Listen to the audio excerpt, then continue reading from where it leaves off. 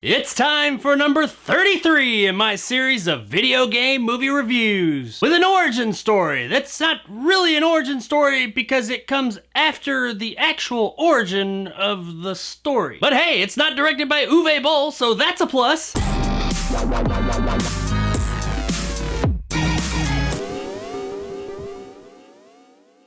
Red Faction Origins is brought to us by director Michael Nankin, who also wrote the absolutely awesomely underrated 1987's The Gate. Construction worker boarded up in the wall thing totally fucked me up as a kid. We follow Brian J. Smith's Jake Mason, good name, son of the revolutionist Alec Mason who freed the people of Mars 25 years ago. Oh yeah, this is in the future. It's like 21 something and we've been living on Mars for quite a while. There are apparently two factions left on Mars. The colonists that were actually the rebels 25 years ago that go by the name of the Red Faction, and the marauders who live out in the wasteland and they're kind of like nomad tribesmen. These two factions don't really get along, but they stay to themselves for the most part. Now there's also the EDF. They were the oppressive force on Mars 25 years ago that was forced out by the Red Faction and the Marauders. EDF stands for Earth Defense Force, by the way. Now while Alec Mason, played by Robert T. 1000 Patrick, was the hero of the resistance, unfortunately his wife and daughter were murdered by a group while all that was going on. And all these years he's blamed the Marauders for those murders. But now suddenly information has arisen that makes Jake believe that his sister may not actually be dead. She may actually be alive with a third group out in the middle of the desert. Not his mom though, she's dead as fuck. We saw that shit happen. So Jake and a small ragtag group go out into the desert to try and find his sister and save her. And in the process, uncovering a much larger conspiracy concerning Mars's future. Red Faction Origins takes place between the games Red Faction Guerrilla and Red Faction Armageddon. There are some connections, but you don't really have to have played any of the Red Faction games to get what's going on here. That's actually something they did pretty well here. You don't need any previous Red Faction knowledge to get what's going on. They do a pretty good job of getting you up to speed fairly quickly in the beginning of the movie. Now this is a video game movie, but not only that,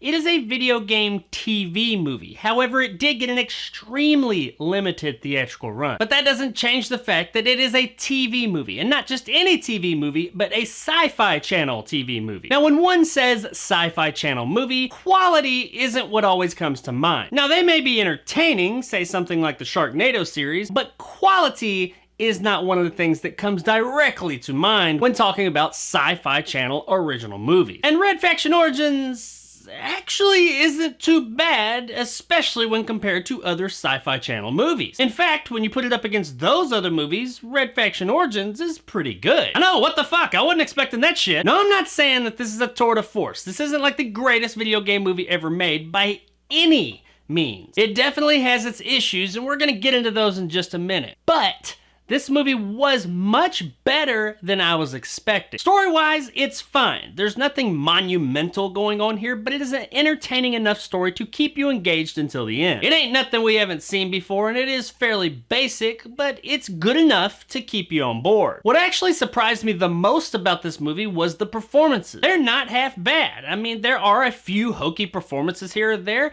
but for the most part, they're pretty good across the board. Brian J. Smith does a pretty good job as our lead. Now granted, the material he's given isn't that deep, but he takes that material and actually does something with it. Robert Patrick, who we know can be great, we also know can be less than great. But here, he's pretty solid as the war-torn, beat-down war veteran. The rest of our cast of characters are pretty solid as well. There's nothing really grating here. There's nothing that'll just leave you rolling your eyes at the end of the day. Especially given that this is a Sci-Fi Channel movie, this is probably the thing that blew my mind the most. From a technical standpoint, the movie is competently made. Everything looks pretty good. It's shot well, it looks good, it's lit right, it doesn't look cheap or anything. As far as the practical parts of the film go, now the practical sets that they have going on here are actually pretty cool. They mostly consist of what seems to be like old rundown steel mills or factories or something, but it really fits that frontier world setting. But then there's the special effects, and this is where the movie does struggle a bit. Now, I wouldn't call this movie special effects heavy,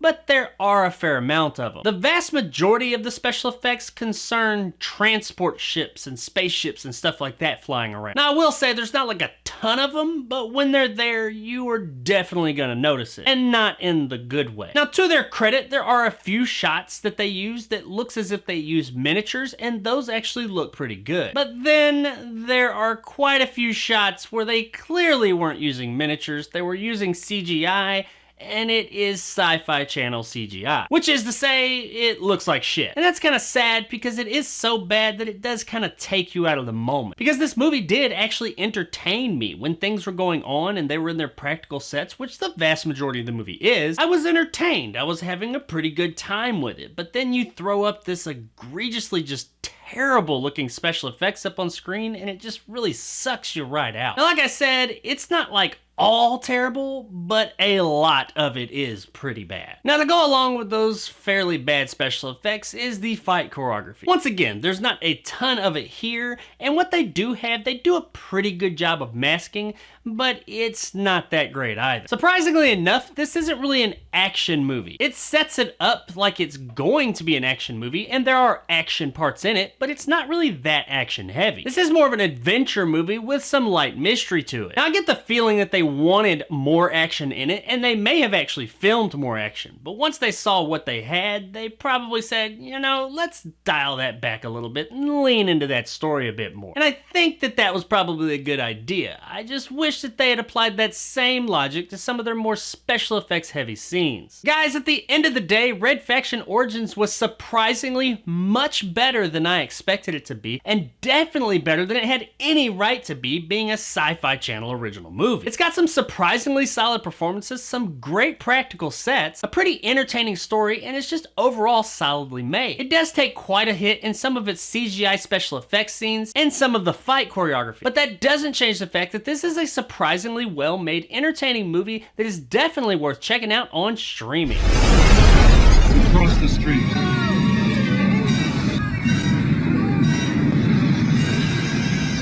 I was really surprised at how not bad this movie was. Is not bad a thing? Knowing it was a video game movie and that it was a Sci-Fi Channel original movie, I really was not expecting much here. But what I got was an entertaining little sci-fi tale, and if that sounds like your bag, then check Red Faction out one night and I don't think you'll be disappointed. I mean, you might be a little disappointed in that CGI, but for the most part, I think you'll have a good time. So there it is, guys, my review of Red Faction Origins. Why'd they call it Origins? It's not the fucking origin. If you enjoyed and want more content like this, hit that subscribe button and help my little channel grow. If you liked what I had to say, give me a like. If not, let me know in the comments below why. And as always, stay sexy, EOS.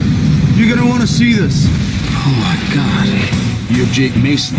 Tell me about your family. I'm not much of a talker. So what's next on the video game movie review list? Ugh. He's back. Uwe's back! Who the fuck keeps giving this motherfucker money?